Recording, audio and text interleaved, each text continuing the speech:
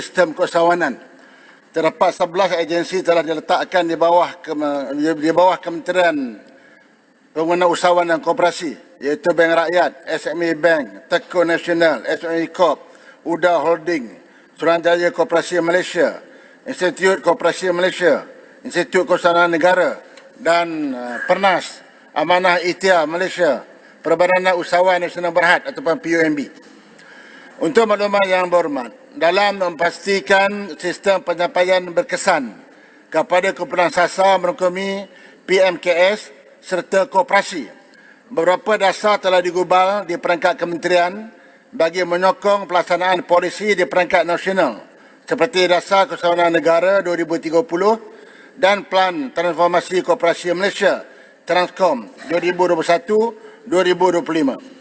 Peranan Ketua Eksekutif dan Pengurusan Tertinggi agensi adalah sangat penting bagi memastikan keputusan dasar yang dipersetujui di peringkat kementerian dapat dilaksanakan berdasarkan terma, rujukan dan juga prosedur yang sama di peringkat negeri dan juga daerah atau cawangan. Artinya nak pastikan dasar-dasar ini sampai ke peringkat cawangan. Di antara dasar-dasar baru yang ditekankan, yang pertama ialah tiada penilaian sitos dan skris bagi pembiayaan di bawah dana kerajaan semasa tempoh pemulihan kesan pandemik COVID-19.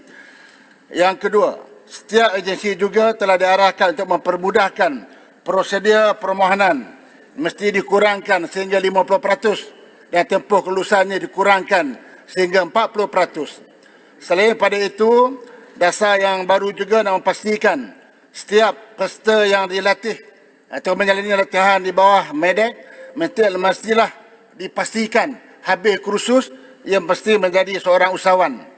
Dan yang keenam, kita juga telah mengarahkan tidak boleh mengambil apa-apa tindakan undang-undang kepada usahawan dalam tempoh sehingga Jun ini.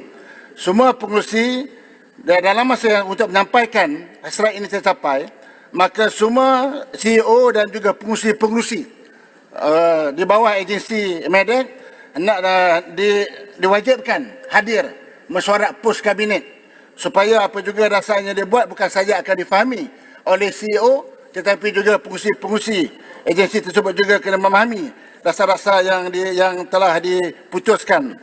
Dan untuk memantau pelaksanaan ini berjalan, maka Jawatankuasa Pemantauan telah pun ditubuhkan di mana setiap agensi ada Jawatankuasa Pemantau untuk memastikan bahawa segala arahan ini dilaksanakan dan jika ada apa-apa komplain daripada rakyat, tindakan ini akan diambil. Dan yang akhir, menteri sendiri, saya sendiri boleh memantau bagaimana kecekapan CEO-CEO ini dengan memberikan beberapa minit. Jika saya ada minit kepada CEO, saya akan tak tarikh. Katalah 15 hari mesti menjawab minit saya. Kalau dalam 15 hari pun tidak dijawab, saya boleh menilai bukan CEO ini. Kalau minit menteri pun diabaikan, apatah lagi harapan dan juga permohonan daripada rakyat.